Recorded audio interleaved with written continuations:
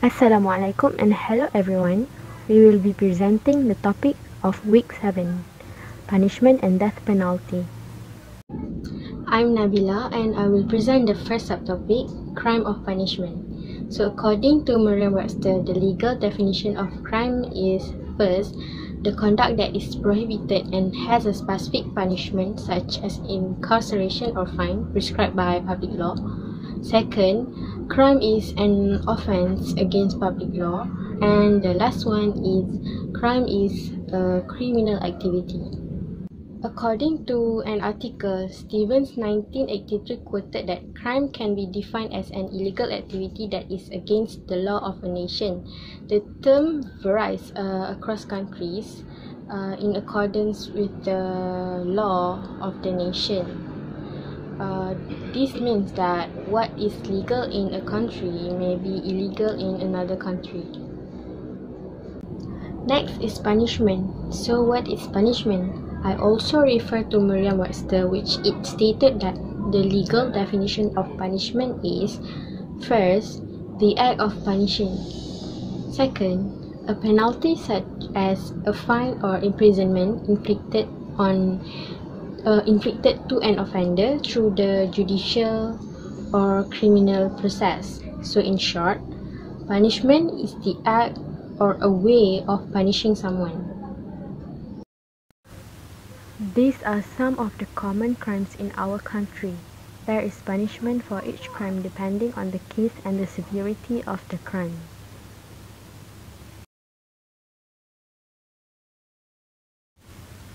Justifications of punishment have been either consequentialist or retributivist. Consequentialist justifies punishment as a means to secure things such as crime reduction by deterring, incapacitating, or reforming offenders. Retributivist, in contrast, holds that punishment is appropriate because punishment is the deserved response to criminal wrongdoing. Now, I will elaborate more about the terms.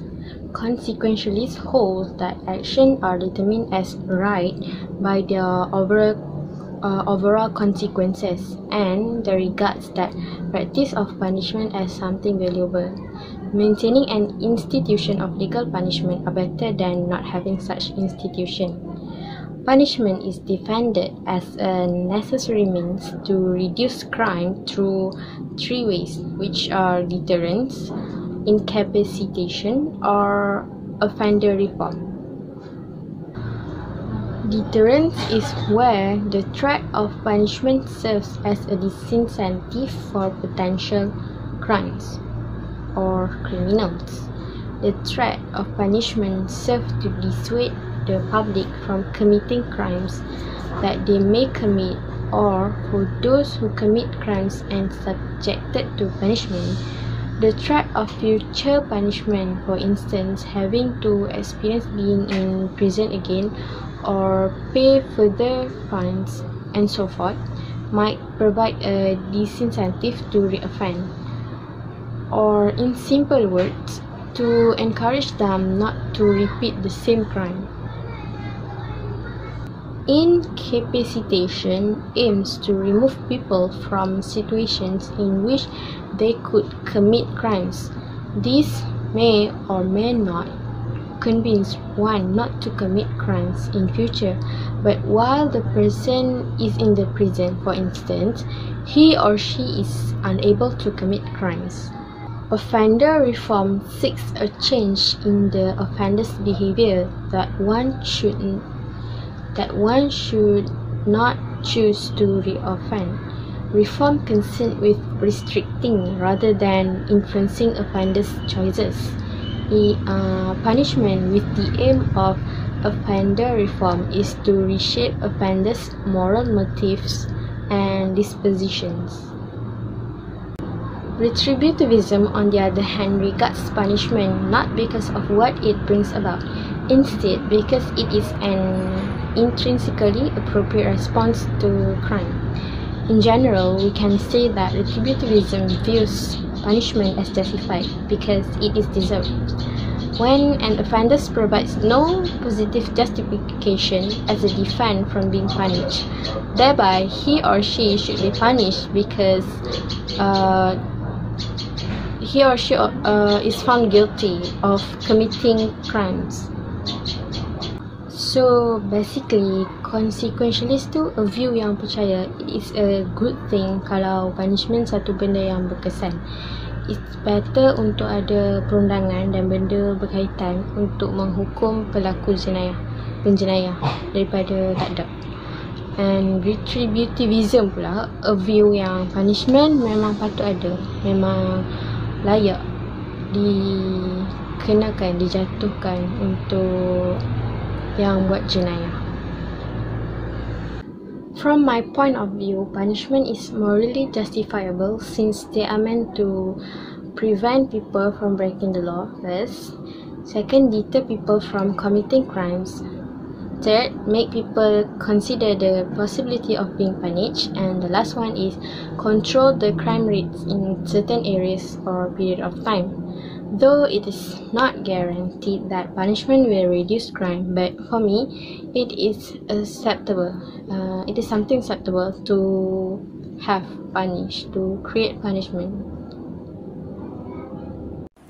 Assalamualaikum. My name is Nurkhaliesa Adila, and I will explain to you about the problem of rehabilitation.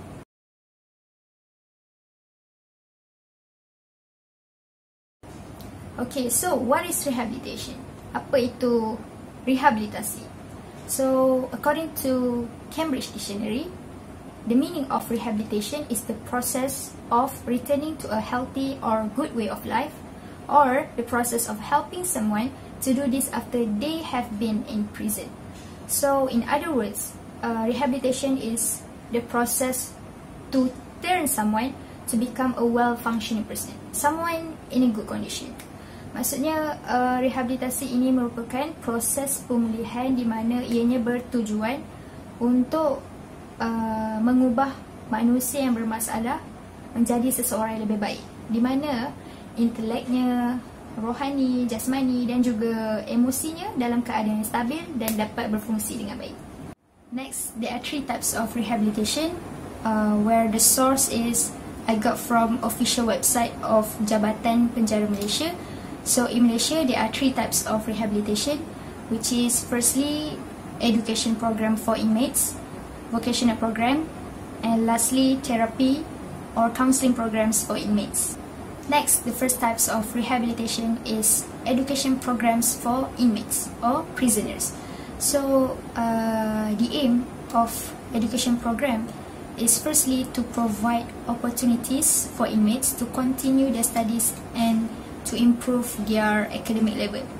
So, di mana banduan yang berumur di bawah 18 tahun yang dikenali sebagai juvana, iaitu banduan yang terdiri daripada golongan remaja, mereka akan menyambung pelajaran mereka untuk mengambil sijil akademik, iaitu PT3 dan juga SPM. Dan selain daripada itu, di bawah education program juga ada kelas 3M, iaitu membaca, mengira dan juga menulis untuk banduan yang tak mahir. Dan untuk for the second point, the aim of education program is to form noble attitudes by providing religious guidance.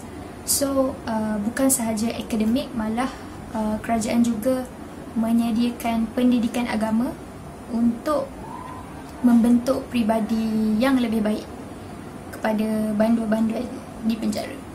So antara aktiviti atau program yang dijalankan di bawah pendidikan agama seperti ini untuk agama Islam, seperti tilawah Al-Quran, kelas-kelas agama dan juga halaqah. Selain daripada itu, ada juga ceramah agama untuk agama lain, dan juga dekat penjara juga ada sambutan perayaan untuk agama masing-masing. The second types of rehabilitation is vocational programs for inmates. So the aim of this vocational program is to provide skills for inmates so that after they have been they have been released, they will be able to find jobs and generate their own incomes. So they will apply the skills that they have learned in rehabilitation program and generate incomes from it. So the examples of latihan kemahiran in these programs are such as sewing, farming, gardening, baking, buat craft tangan, kerja kayu dan sebagainya. So the third types of rehabilitation is treatment or counseling programs. So under these programs, there are 3 units, which are drug treatment and rehabilitation unit. Secondly, general health unit, which is for HIV and AIDS. Lastly, drug prevention and health education unit. So these programs, the aim is to provide suitable treatments and services for inmates so that they can become a well-functioning person. Where, as you all know, there are also prisoners that face mental health issues such as bipolar disorder, anxiety, depression. So that's why our government provide this kind of program for prisoners.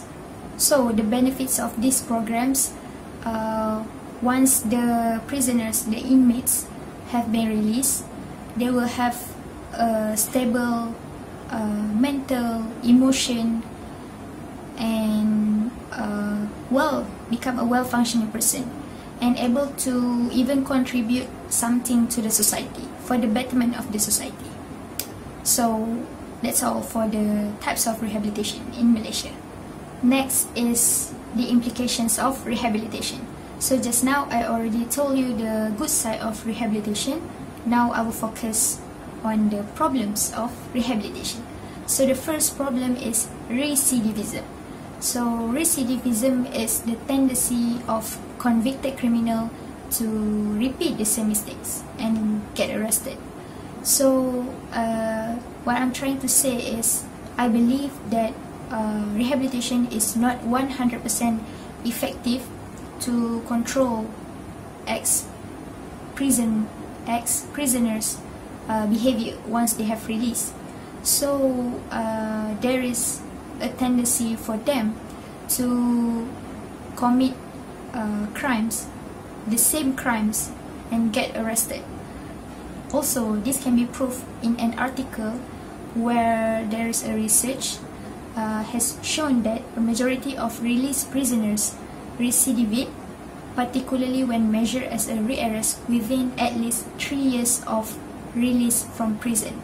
And the second evidence is reported that 68% were rearrested within 3 years and 77% were rearrested over a 5-year follow-up period. So there is still a tendency, a high tendency, where the ex-prisoners commit the same mistakes and enter the jail again. And even though the ex-prisoners already go through rehabilitation programs, but still we cannot guarantee they can become or transform to become a good person once they have been released. So again, we don't have the power to control humans' behavior. There's also a graph where it shows an increasing percentage of criminals who do recidivism. The second implication is limited resources and inadequate qualified staff or trainers. So as we all know, in prisons, there are lack of equipment, resources, and modern facilities to assist the prisoners to learn vocational programs. Also, there are limited of qualified or professional trainers to teach them. So, due to this problem, bila mereka dah dibebaskan dan ex-prisoners nak bekerja, so it might hard for them to adapt with the new technology. It might hard for them to adapt with the new technology and setanding dengan orang kat luar sana. Also, this might affect their reputation, and it might hard for them to be accepted in the workforce if they are incompetent. Lastly, social maladjustment. Social maladjustment is the inability to cope with social situations or inability to interact or adapt with new people. So, this is because in prison there is no actual experience or real experience to interact with people out there. So that is why once the inmates being released, they might find difficulty to socialize and interact with people.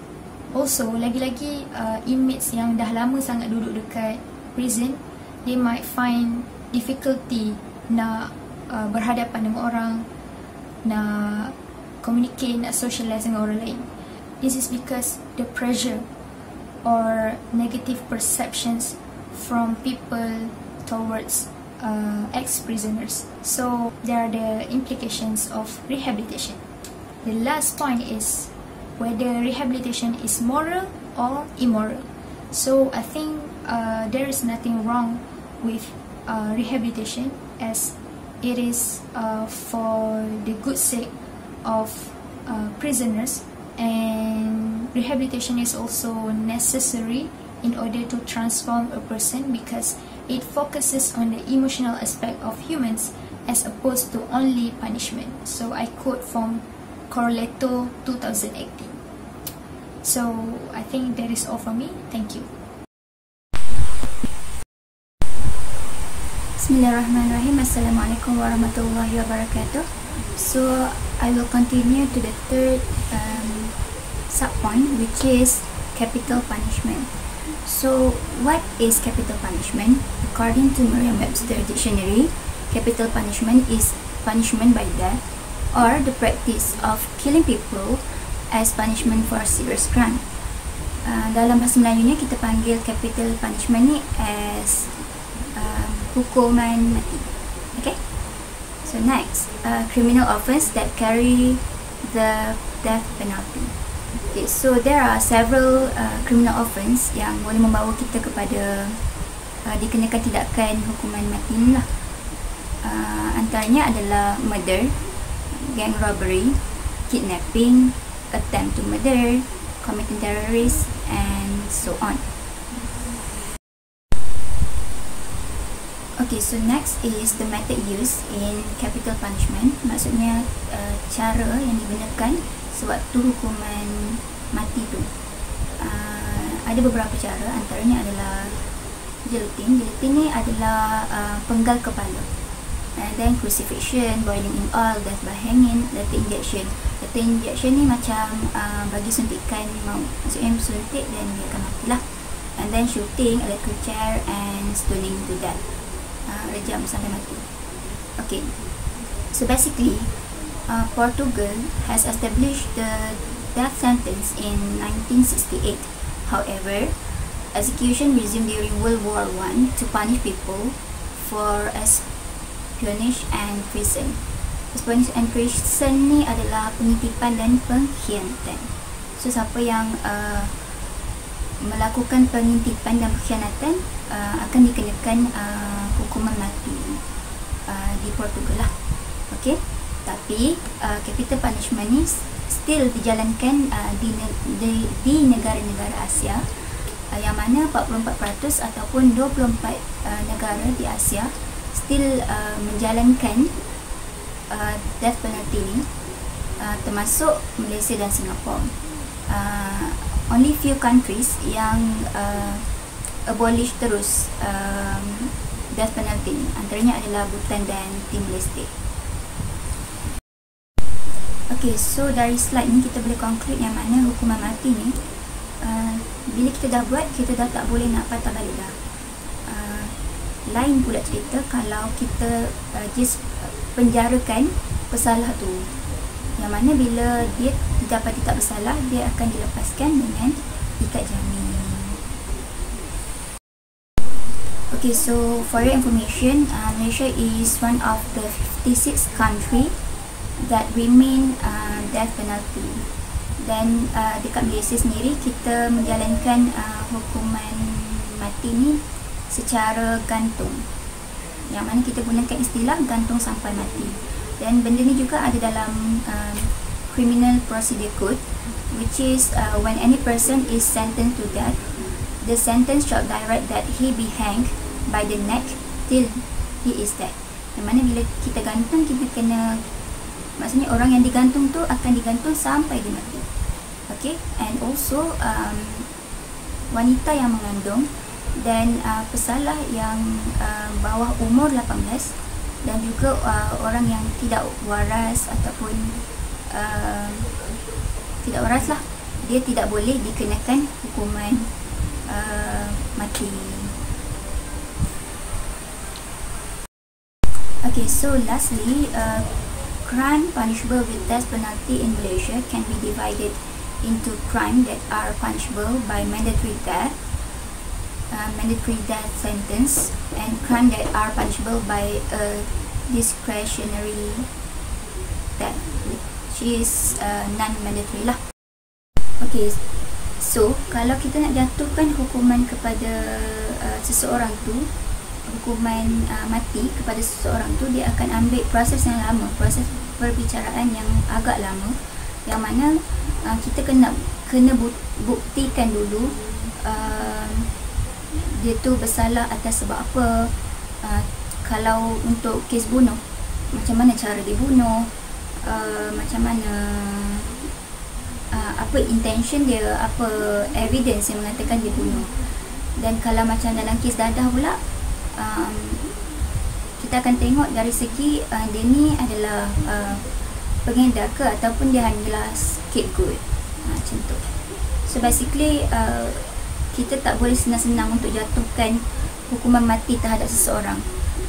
Proses perbicaraan tentang hukuman mati tu akan ambil masa yang sangat lama, sebab kita nak kaji satu persatu tentang apa kesalahan dia and so on. Assalamualaikum, hi, my name is Shafiera and I will be continue presenting the last subtopic, which is juvenile delinquency, also known as juvenile offending. So basically, juvenile is anyone under the age of 18 or depends on how each individual state defines a juvenile, while delinquent means an individual who fails to abide the law. So basically, juvenile delinquency can be defined as an individual under the age of 18 who fails to abide the law. It is an act of participating in unlawful behavior as a minor or individual younger than the statutory age of majority. The statutory age of majority here means each state has a separate legal system in place to deal with juveniles who break the law. So for example, in Malaysia, according to Section 82 Penal Code Act 574, any person who is under the age of 18 will not be considered as an adult. So under 18 tahun diconsider as juvenile lah. Sebab in another country, contohnya Jepun, Taiwan and Thailand, a minor person is 20 years old and below. Okay. So the next one is the type and categories of juvenile delinquency. There is 3 categories of juvenile delinquency. First of all is delinquency, secondly criminal behavior, and the third one is status offense. So delinquency, just what like I have explained before, it is a crimes committed by minors which are dealt with by the juvenile courts and justice system. Secondly, criminal behavior, it is the crimes dealt with by the criminal justice system. Maksudnya crime bawah criminal behavior lagi more serious. Dia melibatkan prosecution, prison department, police and all that things. Okay, dia lagi serius daripada delinquency tadi. And the third one is status offense. Offense that are only classified as such because only a minor can commit them. Maksudnya these offense are not illegal if done by an adult. Contohnya not attending school, breaking curfew law or consumption of alcohol. The first one is repeat offender. These juvenile delinquents begin to commit crime during the adolescence and continue to engage in criminal activity terlibat dalam jenayah even after diorang dah lepas umur 18 tahun. Even dah jadi adult pun diorang akan still. Sebab tu dipanggil repeat offender. Dia akan repeat the behaviour tu even dia dah adult. And the next one is age specific offender. So this type of juvenile delinquent begins during adolescence, and this behaviour will end before the minor becomes an adult. So maksudnya bila dia dah adult, dia dah tak buat lagi the crime and the delinquent behaviour yang dia buat masa dia adolescent dulu. So we can see the example of juvenile crimes such as bullying, fighting, snatch or theft, raping, murdering, and any other more. So now for the news, this is the current news. Okay, in 2020. Okay, the cases of 4 high school students that involved in the raping cases. And the second news is, I believe everyone knows about these cases. Pusat tahfiz yang in fire tu, the offender is a person who is 16 years old. So the offender tu considered as juvenile lah sebab dia ada 18 tahun kan. Okay, and the next one is factor. Okay, the first one is personal or individual factor. Include low intelligence, impulsiveness, aggression, lack of empathy, impairment or any emotional control, macam dia tak boleh kawal kemarahan. And the next one is parenting style of contohnya the level of parental supervision, the way parents discipline a child, parental conflict or separation, macam mak bapak bercerai ke macam tu kan. Criminal activity by parents or siblings can really influence, contohnya mak ayah pernah ambil dadah, so dia boleh influence anak juga untuk ambil dadah. And also parental abuse or neglect, and the quality of the parent-child relationship, the interaction between parents and also child is really important. And as we all know, there is 4 types of parenting style, which is authoritative, authoritarian, neglected and permissive. And the best parenting style is authoritative, sebab authoritative ni dia create a positive relationship antara anak dengan mak ayah, but at the same time dia also enforce rules supaya anak-anak tu berdisiplin. The next one is peer influence. Peer influence ni dia related dengan parenting style tadi. Contohnya, kalau parents tu dia terlampau macam uninvolved or terlalu lenient dengan anak-anak, so they will result adolescents unsupervised and encourage a child to engage in bad behaviour dengan kawan-kawan dia. Bila dia tak dapat kasih sayang dengan mak ayah, dia akan cari kawan-kawan, peer. So dia nak cari conformity. Okay, conformity plays a significant role in adolescent because they want to make a choice kan, dia nak buat pilihan tu. So conformity dia macam nak cari acceptance dari kalangan kawan-kawan supaya kawan-kawan terima dia dalam grup tu. And the last one is economic problems. Poverty contohnya, lack of food, clothing or a secure place to stay can also lead to criminal activity. So contohnya, if a minor tu in a position where the most basic need, contohnya makanan pun tak ada, so they tend to involve in criminal activity. Kita boleh tengok macam budak-budak akan pergi mencuri roti kat kedai. Sebab apa? Sebab dia lapar, dia nak makan. Kalau curi duit pula, dia nak curi duit sebab dia nak beli makanan. Macam tu.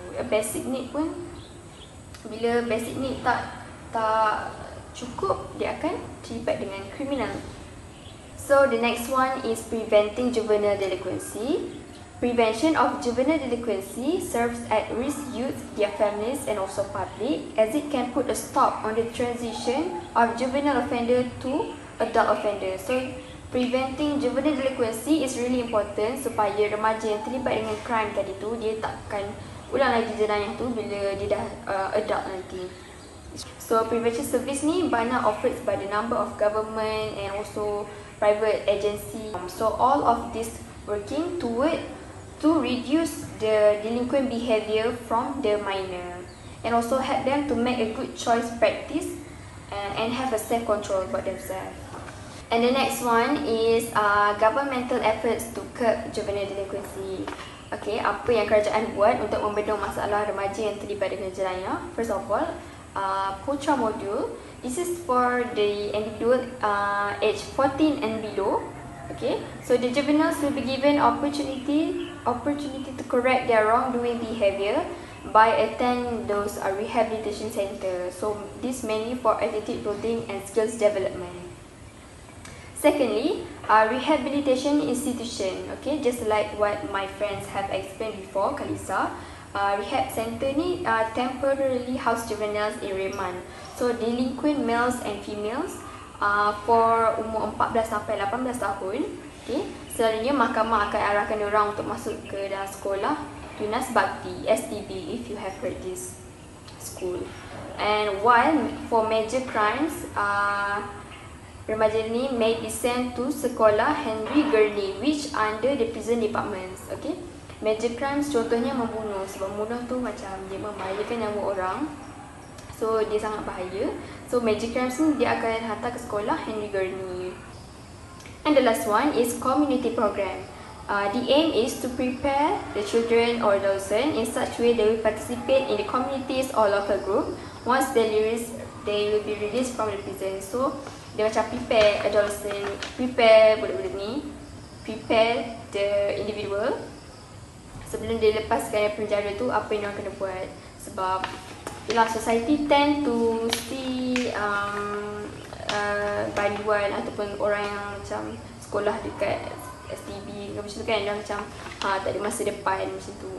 Padahal diorang dah berubah dah, tapi diorang tak diberi peluang oleh society. So dia akan fikir diorang pernah buat jenayah and then we keep repeating it. So under community dia macam how lah diorang nak sesuaikan diri in society and local group macam tu. The punishment can help to curb the juvenile delinquency.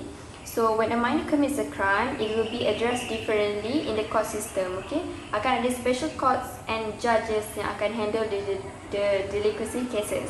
Okay, this is done to protect the minors from the harsh realities of adult court and sentencing. Okay, contohnya dekat court biasa, kalau you membunuh orang, okay, the punishment macam penjara yang dah tempoh yang lama, and also ada death penalty for adult, tapi untuk minor tak ada macam tu. Okay, macam saya explain tadi, bila commit a crime, they will be sent to rehab center. So legal system ni believe that minor, bila dia commits a crime tu, they're actually not completely aware of their action. Okay, they believe their thought and also their decision making is not fully developed, and the court wish to approach the juvenile cases in a different manner. Okay, so in many circumstances, a minor can overcome the crime that was committed and go on to lead an adult life that is crime free. Maksudnya, dalam banyak situation, minor ni sebenarnya boleh berubah. Dia boleh dibentuk lagi sebelum dia lepas umur 18 macam lepas dia jadi adulthood. Okay, dia masih boleh dibentuk dan boleh berubah supaya dia tak commit lagi crime yang dia buat masa dia adolescent tadi. So in my point of view, juvenile reform has proved to be an effective and humanizing approach to juvenile delinquency. Tapi it is a very complex area lah. Macam many countries pun still have ongoing debate sebab diorang pun macam mana nak tentukan apa umur yang sesuai untuk tentukan juvenile ni. Sebab ada countries yang 18, ada yang 17 and also ada yang 20 macam tadi kan. As well as trying to understand whether there are some crimes that are so heinous and should be examined. Macam saya cakap tadi, macam cases yang terlalu serious, kita tak boleh lepas macam tu je dekat rehab center. Dia akan try to charge as an adult. Okay, so dia sebenarnya depends. So to put on a nutshell, legislations need to be consistently updated and consider the social, cultural, educational and also political landscape changes when a minor commit a crime. So bila a minor tu buat jenayah, consider dan tengok daripada semua perspektif kenapa dia buat tu.